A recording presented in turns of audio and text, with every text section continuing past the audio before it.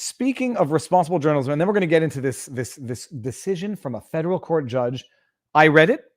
I read a tweet of it. It was only a screen grab. So I was like, okay, do not rely on screen grabs, people. Don't do it. How do you find the information within a screen grab? Well, the easiest way, 101, Google search, or whatever, Google and DuckDuckGo are equally corrupt in their search results, but you can still get accurate search results if you know. Just take a clip from the article, put it in scare quotes, and you will pull up the original, in theory, if it exists online. I saw a tweet, which was, no, that's not the one I want to get to. I want to get to son of a bee sting. Was it this one? No, that was the intro. You know what? Hold on. I'm going to go share. I'm going to get to the original tweet, which I read it. And I was like, no, it can't be real it can't be real for obvious reasons, because what was stated as a fact of judicial notice, which is the judge declaring a fact for which evidence could not have been made before the court, that's called taking judicial notice of certain facts. So like, the sky is up would be, a fact of judicial notice that a judge could take even if evidence were not adduced to that. The birth date of Abraham Lincoln, you wouldn't have to submit evidence. It's judicial notice. The judge knows that. But when I saw what this judge was seemingly taking as judicial notice, this is coming from a tweet, to give full credit to everyone involved, Mike Eckel, who is time-honored scoundrel, former Nigeria with Snow correspondent. I don't know what that means. Opponent of quiet desperation, contains multitudes. I don't know what that means either. Illegitimi non cobrandum. I don't know what that means. I'm sorry, people, I don't speak Latin, but I'm going to we're going to find out what that means before the end of the stream. So he tweeted, just noticing this little Easter egg, I don't get the expression, but I think I know what it means, that was hidden at the end of the U.S. judge ruling last week, ordering the seizure of Vekselberg's yacht. Vekselberg, who is now, I didn't know who he was. Viktor Vekselberg is a Russian oligarch. I don't know how that term is being used these days. Seems like it's being used relatively freely to label anybody that you want to label part of a regime so you can slap sanctions on them. Just call them an oligarch and they are de facto, legit objects of sanctions, whatever. And this is what the paragraph reads. If the U.S. government allows Russian oligarchs to evade sanctions without any consequences, they will continue to, quote, enable Putin's war against Ukraine, end quote. U.S. Department of Treasury, available at, citing an article. This judge, and I don't know if this was submitted as evidence, but this is an article that the judge is citing as an authority for, seemingly, but I still thought this was a joke when I read it because of what's highlighted.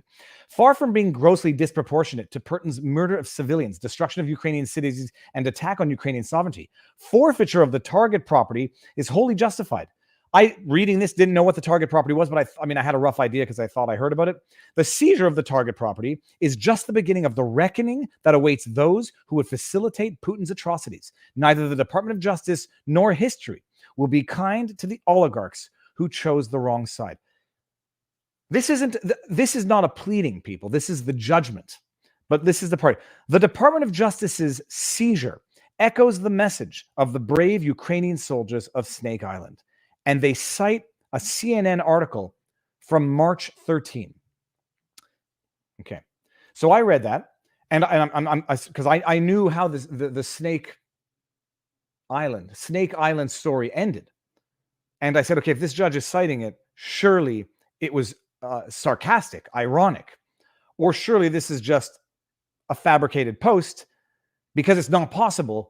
For those of you who don't know about Snake Island, it was one of the stories, like the Ghost of Kiev, like a number of other stories, which turned out to be somewhat inaccurate, in that the alleged story was at first Russia troops annihilated those 13 soldiers, as they said, big F you, a big F you to the government, to Russia and Putin, as they were destroyed by the government.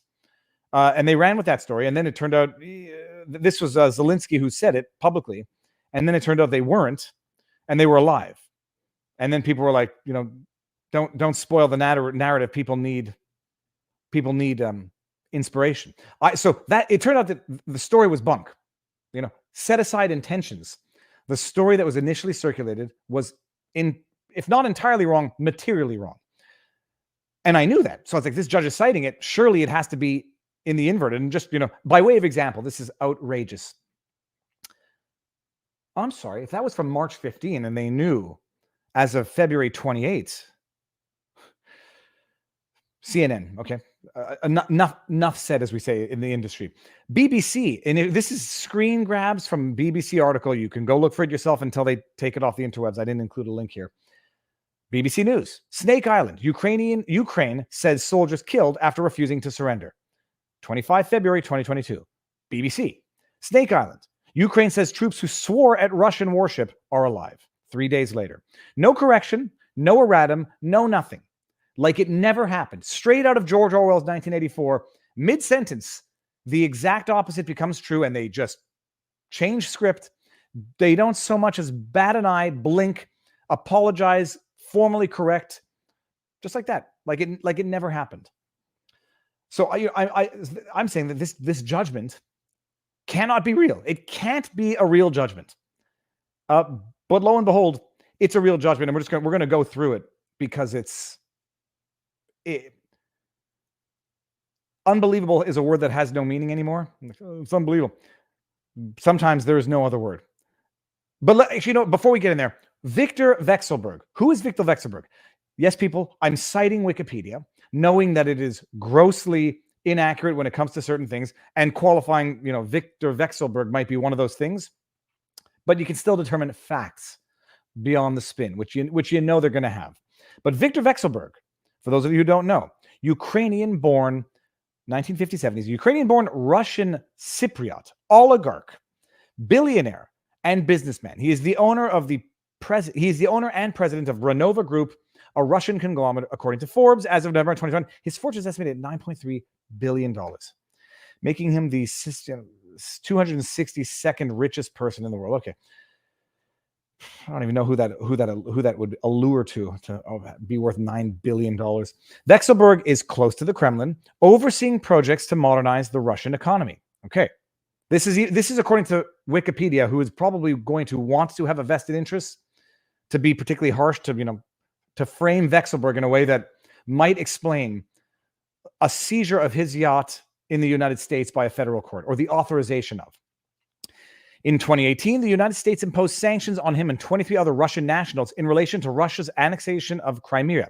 This is in 2018, officially freezing up to $2 billion in assets. On March 22nd, following Russia's invasion against Ukraine, the United States strengthened its sanctions, and the UK, EU, and Australia also placed sanctions on Vekselberg, thereby seizing his assets and imposing a travel ban. Okay, fine. We don't think we need the early life. So that's who Vekselberg is. What do I need to go? I need to go back to StreamYard. And useful as well in the exercise of getting a complete story on this is just seeing how the MSM is reporting on it. So let's just, by way of example, let's go to the Peacock company. It's NBC. Yeah, here we go. Okay, this is a decent one. Just this is the homework that people have to do in order to come to their own conclusions. You can read all of this and come to a total opposite conclusion, that decision from the federal court judge that we're going to get to, totally justified, totally lawful, and totally well-reasoned. But at the very least, this is the homework, people need to do. Okay, U.S. authorities accuse, bear in mind, this is an accusation. There's been no determination by the court, other than accusation based on, I guess, him being a billionaire and closely related to Putin. I mean,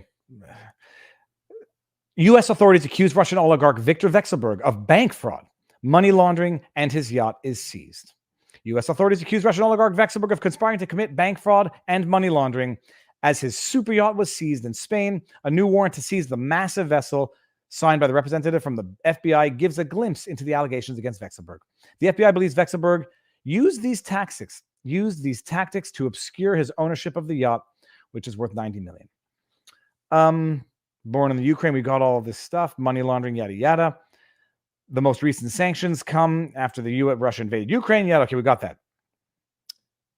Tango is over 250 feet long and is believed to be worth $90 million. The Justice Department said Vekselberg was among a group of oligarchs sanctioned in 2018. We got all this. Here we go. A new warrant to seize the yacht, signed by a representative of the FBI, gives a glimpse into allegations that Vekselberg conspired to commit bank fraud and money laundering. The Bureau accused Vekselberg of using these tactics to obscure his ownership in Tango. He has yet to be officially charged with the crime. And they talk about the methods of obscuring ownership, where they talk about a shell company. Yeah, the warrant alleges that Vekselberg caused payments for the Tango to be run through various shell companies in order to prevent U.S. financial institutions from accurately executing their know your client, know your customer controls in order to avoid the filing of SAR's suspicious activity report related to. So you read this. The accusation is that Vekselberg used shell companies to make payments on a yacht, which presumably is not in his personal name. There could be a number of entirely legitimate business reasons for that. It's a question of protecting assets. People oftentimes will put assets in a company name to shield it from personal liability. So it's interesting. I mean, you can read this and you can come to conclusions that this is shell game fraud, so that Vekselberg can conceal a $90 million yacht, his ownership or indirect interest in that yacht, or companies that he has interests in, ownership of that yacht. Knowing how business works in general, you would often put an asset in the ownership of a company so that it would not be a personal asset that could be seized or executed against in the event of personal liability of Vekselberg. People often do this if they operate high-risk businesses, and they don't want to get sued personally, or if they do, they don't want assets. They don't want their personal assets to become seizable in the event of a personal condemnation against them. People often do this. It's not fraud to do it. It's legal, lawful protection of assets when done legally and lawfully. And not knowing the details, just the questions I'm asking. The FBI said the alleged scheme is tied to a web of little known companies. I mean, if they're incorporated companies, little known versus undetectable or fraudulent are very different, that have financial interest in Vekselberg's yacht. Many of the small corporations link back to the Russian billionaire. The Bureau said, hey, people own corporate vehicles. People own cars in company names, fancy cars sometimes. I had a number of clients who owned very fancy cars in their company name, so that if they ever got personally sued, their cars would not be seized. It's like, and you claim or you pay tax on whatever personal expense you incur for that car, and the company pays whatever is legitimate corporate expense in that car. In Quebec, by the way, if everybody notices, a license plate that starts with an FL or an F, it's a company car. So those are my thoughts. I mean, just reading this analytically. The FBI alleged that the scheme began ongoing in 2011. A company called Arenter is the yacht's owner. Okay. A company owns the yacht. The FBI said one of the company's organizational directors, Reem Management, has a sister company in Russia with an identical name that has a direct relationship to Vekselberg. Okay, so companies own a $90 million yacht, and Vekselberg is a director, has an interest, a shareholder in one of those companies. And he uses the yacht, and he probably uses it for business purposes. If I'm thinking like a businessman. Arenter's corporate directors are two Panamanian citizens. Well, this is where I get suspicious. When anyone uses offshore accounts, in general, I get suspicious. But I also get suspicious of billionaires as a rule. Arenter's corporate directors are two Panamanian citizens who are also officers of a company known as La Mesa Transport LLC, according to the warrant. The limited liability company. Why would you have a limited liability company? Because you want to have limited liability for the owners in the company. Appears to be an affiliate of other shell companies owned or controlled by Vekselberg. Shell companies, sometimes known as holding companies, are so that you can have tax. Look, it's gifts for the rich because they know how to use the system and they know how to game the system. But it's for tax reasons, it's for liability reasons, and it's to protect asset reasons.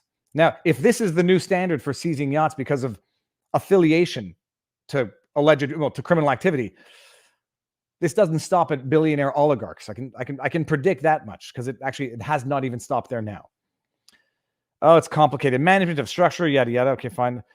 In order to insulate the vessel from inquiries about payments made on its behalf. Let's just even assume that that's true. So they're going after him for tax fraud. What does that have to do with Putin's invasion of Ukraine? What does that have to do with crimes Putin may have committed in Ukraine? This guy might be using corporate shells to benefit from a $90 million yacht. Okay, tax fraud. What does that have to do with Putin's invasion of Russia? Or Putin's invasion of Ukraine, sorry. So the Canadians, what is this ad? Get out of here. So that's an MSM article. It requires a little, if you know a little bit about business, you can start asking some of the right questions. because Russia's an oligarchy. I might think that I'm not sure that there's any government out there that's not some form or variation of an oligarchy, but corrupt government and legally and lawfully. So I read that article. If you piece it together, like they're effectively accusing him maybe of tax fraud, maybe of deriving personal benefits from a corporate, corporate perks, which is tax fraud at worst. They seize that because he's a Russian oligarch, and this is part of the sanctions that they're imposing on Russia because of what Russia's doing in the Ukraine. That's where I start, I have my own questions. The Russian oligarch that allegedly gave Hunter Biden $3.5 million is one of the few that have not been sanctioned. And here, speaking of which, thank you for reminding me this. Corruption to one is just good politics to another. This Russian oligarch, by the way, in certain reports, is being accused. He attended the Trump inauguration. So some media outlets, I should say, he allegedly attended the Trump inauguration because I don't know it. This is what media reports. So the media that spent 3 years trying to draw, the Russiagate collusion hoax to reality, trying to hope springs eternal. Now they're saying Vekselberg attended Trump's inauguration, which is very, very bizarre, which must establish a connection between Trump now and what Russia and what Putin's doing in Ukraine. They're faulting this oligarch, this guy, what was his name? Vekselberg, for having attended a Trump rally, a Trump inauguration. That's corruption. That's evidence of corruption. But Hunter Biden being on the board of a Ukrainian energy company, getting paid $50,000 a month, that's not corruption. Because that's just good politics. I mean, they're just, there's nothing wrong with it. There's nothing corrupt about getting $50,000 a month from a Ukrainian energy company. But there's something wrong with a Russian oligarch attending an inauguration. Rules for thee, rules for thee, but not for me. Rules for me, whatever, the expression. So don't ask that question, because if you ask that question, you become a Putin apologist. If Vekselberg attending Trump inauguration is indeed suspicious, cause for concern, evidence of collusion, whatever, then the VP's drug addicted. I'm not saying this to be judgmental. I'm saying this to highlight the fact that this individual has no reason to be on a board getting paid $50,000 a month, but for the fact that he's the VP's son. An individual with a lot of life problems, who has no expertise, who doesn't speak the language, and by all accounts, didn't even attend anything in Ukraine all that much, getting paid $50,000 a month to be on the board of an allegedly corrupt Ukrainian energy company. Well, if one is bad, the other one is indeed exponentially worse. Exponentially worse. I have no doubt a lot of bad people attended Trump's inauguration. A lot of people who I would not necessarily want to, go fishing with, go camping with. But if one is bad, by those standards, the other is exponentially worse. And I think one is probably irrelevant, and I still think the other one is exquisitely bad. Okay, so that's the backdrop of the judgment of what you need to know to digest this judgment. But wait until you read this judgment. Now, how do I go? I want to go like this because I want to get rid of this. Do I go like that? Click. Hey, how do I get rid of this? Like this? Whatever. We're going to have to deal with that. How do I get rid of the pages? I can't. Let me just make sure that we're smooth. Just want to highlight some sections of this because it's. Oh, you know what? Let me get some super chats first. Pro-life tip. For gaining wealth, hire a top-tier accountant and pay whatever their fee is within reason. Of course, a good accountant will put so much money back into your pocket. Well, Cassidy the Carpenter, I agree, but that's after you're making money. You need to find a way to make money, and then you got to fight tooth and nail to keep it, because the government, I did in my math breakdown, it was Saturday or Sunday. I think it might have been Sunday. You make $100 at the end of the day. The government is finding a way to take 50 off the top. The Russian oligarch. Okay, we got that one. So this is what you need to know.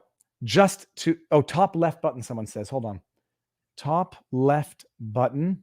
This. Oh, looky. Thank you, chat. Whoever said that. And I'm just going to go big now. Oh, then I'm going to want to scroll down. My dog is growling. What are you growling at? Must be having a bad dream. A good accountant is worth their weight in gold. And gold these days could be a worthwhile investment. Probably a little bit more reliable than the crypto, which I know nothing about and I do not endorse. Okay, so then this is the order, by the way. It's a real U.S. district for the District of Columbia order. In the matter of the seizure and search of the motor yacht Tango with International Maritime Organization number, whatever. Okay, so they go over the seizure. Oh yeah, here we go. This is it. Found that there was probable cause to believe that the target property was subject to forfeiture under forfeiture. Is this civil or criminal forfeiture? Let me see if I'm going to go very quickly and just make sure that that's civil forfeiture, which we've talked about also on this channel. Forfeiture based on accusation alone before any evidence has been adduced on the mere supposition. Civil forfeiture. Oh, is 982 criminal forfeiture, though? That's the question. 981, okay. 982 is criminal forfeiture. Okay, so it's civil or criminal forfeiture. 982 is criminal. What are we under here? Oh, it's civil and criminal. 981A is civil forfeiture. 982A is criminal forfeiture. You haven't been found guilty of anything yet. They're seizing it. By the okay, so pursuant to the Emergencies Economic Powers Act, I will now forever be weary of any act that has the word emergencies in it. President of the United States has authorized various sanctions to respond to the threats posed by the stability and sovereignty of Ukraine. Okay.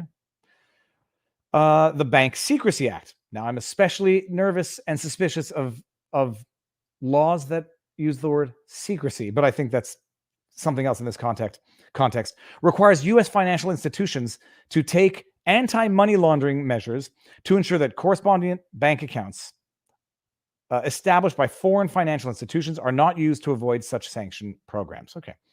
So they impose sanctions. You got to know your client to ensure that these institutions are not being used. Sorry, I should get rid of that chat. Imagine seizing. I don't even know. I presume Bezos has a yacht. Let me just go to my notes so that I don't.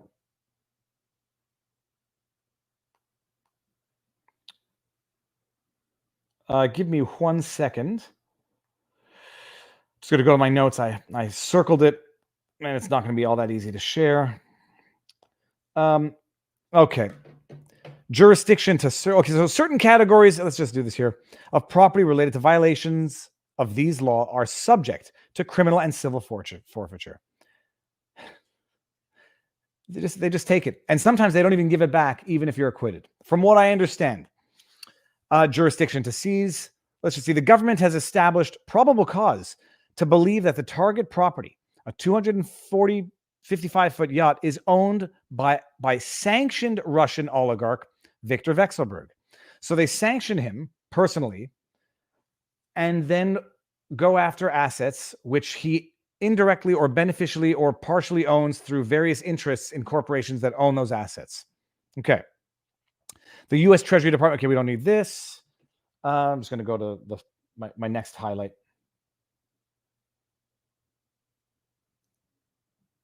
Oh, this is jurisdiction to search. The government initially requested to search the documents, electronics, and other items located on the target property. Can't read with that highlight. The court rejected this request as it does not have venue to issue a search warrant for property held at a foreign port under Rule 41 of the Federal Rules of Criminal Procedure, and no other statutory basis exists for such extraterritorial authority. However, the government may choose to bring copies of the contents of these items to a location where this court has venue, including within the District of Columbia. Appreciate what the judge is saying right now. We can't issue a search warrant there, because we don't have jurisdiction, but we're issuing the forfeiture. So once you got that, bring the documents here, knowing how I've just ruled on the forfeiture once you've read this decision, and a court here can have jurisdiction to search. And what do they look for there? To search documents, electronics, and items located in the target property. So this What started off now, and I'm just thinking analytically, and I don't care who the subject of this is. Just thinking analytically, what starts off as a civil forfeiture of the asset, which is objectionable enough, is now turning into a searching and inspection of documents and the contents of that civilly forfeited property.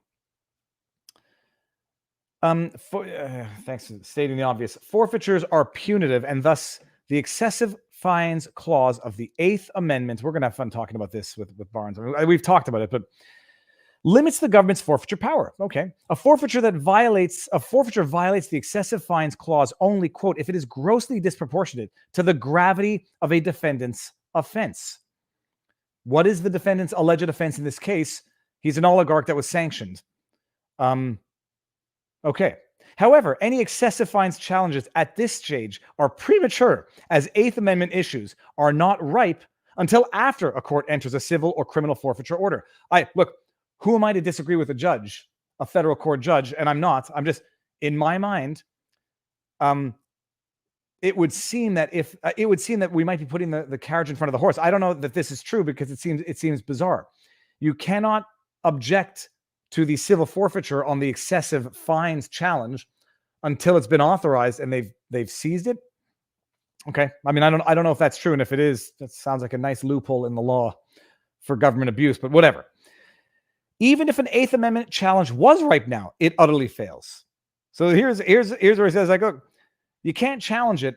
You can't challenge the excessive fines until we've seized it, until we've authorized the seizure and it has in fact been forfeited civilly or criminally. But even if you could argue that now, it utterly fails. And now that we're going to get into the question of judicial knowledge and just appreciate what the judge is taking as judicial notice here. Courts considering whether a forfeiture is, quote, grossly disproportional, end quote, under Bajakajian, consider several factors. And while circuits differ in precisely which factors they use, all consider the nature of the harm caused by the wrongdoer's conduct. Where are we going from here? In money laundering and bank fraud cases, the court must consider the harm to society in general. In money and bank laundering. Now, the question is this. Even if this is a money and bank laundering case, what does this have to do with Putin's invasion of Ukraine? In money laundering and bank fraud, okay, fine, yada, yada, yada. And then what did I highlight as the next one? Under page 5. Oh, yeah, here we go. Society suffers, quote, when criminally derived funds are laundered to allow the criminal unfettered, unashamed, and camouflaged access to the fruits of those ill-gotten gains. The question is this: is this yacht the fruit of an ill-gotten gain of the alleged underlying crime of Putin invading Ukraine? Or if it's just related to tax fraud, what do the sanctions have to do with this? I mean, I'm trying to piece it together in my mind. It's like it seems that they're conflating two separate, distinct issues. As sanctions protect national security, violations of the IEEPA require a broader consideration of the harm to U.S. national security interests. Indeed, quote, there is compelling governmental interest in maintaining national security and public safety, end quote, via IEEPA and the related sanctions regime.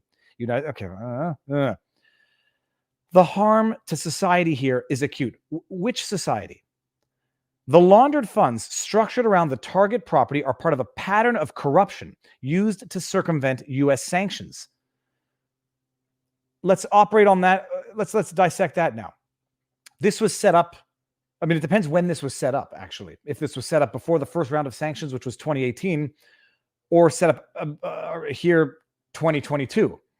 Vekselberg is a Russian oligarch whom OFAC has sanctioned initially in response to Russia's annexation of Crimea and the threat posed to Ukraine's, quote, peace, stability, sovereign, and territorial integrity, Executive Order 2014.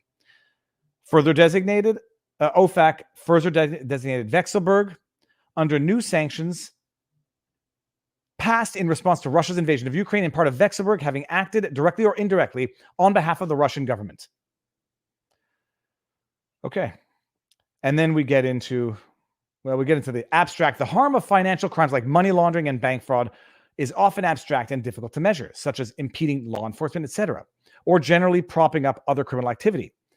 But the harm here is stark and quantifiable. The United Nations recorded this is where we're getting into, again, I don't know what evidence was adduced. United Nations recorded 1,232 civilian deaths and 1,953 injuries in Ukraine as of March 20, figures it believes to be extremely conservative. And then they get into what they think are the Russian casualties. While exact figures surrounding deaths of Ukrainian and Russian troops are difficult to obtain, estimates as high as 15,000 Russian troops killed in only 1 month foreshadow a death toll in the tens of thousands. And then we get to the conclusion, which we've already read. I mean, it's a tremendous amount of judicial knowledge that it's a tremendous amount of judicial knowledge that this judge is using to justify the sanctions, to justify the civil forfeiture of the yacht on the basis that Vekselberg has an indirect beneficial interest in it by virtue of the fact that he has interests in some of the corporations which themselves own this yacht. And that is a judge of the federal court issuing that judgment. And it's fascinating to read. And we'll see what happens. It's like people are going to construe this as being a defense of corrupt Russian oligarchs. No, if the guy broke the law, I mean, there's only so many places you can go with how many feet was that yacht? Make the evidence. I don't even know if that was ex parte that they got that court order. Anyhow, that's the judge. That's the court order. We'll see where it goes. I mean, one thing is certain. I presume Vekselberg has enough money for quality legal representation. So presume they're going to challenge that higher up. And we've seen what the FBI and Department of Justice has done in terms of, they're seizing the assets of a Russian oligarch here, but when they were seizing the security deposit boxes of American citizens, then people are like, well, this is abusive, this is tyrannical. But the second you get to say, well, it's a Russian oligarch, he must deserve it for one reason or the other, then people close their eyes until it comes to their security deposit box in the bank. Viva would want to go fishing with me because I fished for perch, rainbow smelt, where Lisa M. Fishing for me is something best done alone or with the kids. But even with the kids, gets very annoying with kids real fast. Nobody likes to fish quite as long as I do. And it's like, it's the moment of quiet where you can be alone with your thoughts. But any excuse to go fishing is a good excuse to go fishing. Viva, fry, you rock, fight peacefully. Fight without breaking the law, because you have to fight efficiently, lawfully, and in a manner that actually does not run contrary to your interests, your vested interests. Now, people have figured out I'm being drawn to the all caps. Viva, shout out from Oregon. Good to see you here. Good to be here.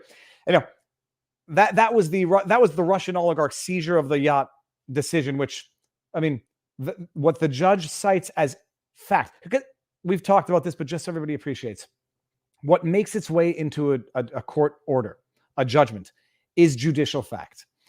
Parties allege, and the second a judge says, this is what I deem to be fact in the judgment, let me make sure I'm not going to be late for my lunch, then it becomes a judicial fact. It may be false. It may be absolutely wrong. It may be inaccurate. It may be accurate, regardless. It may be flat out wrong. It is nonetheless a judicial fact. And we've got Mr. Obvious in the house. His house. Let's see where, or is it? Oh, Mr. Obvious is here.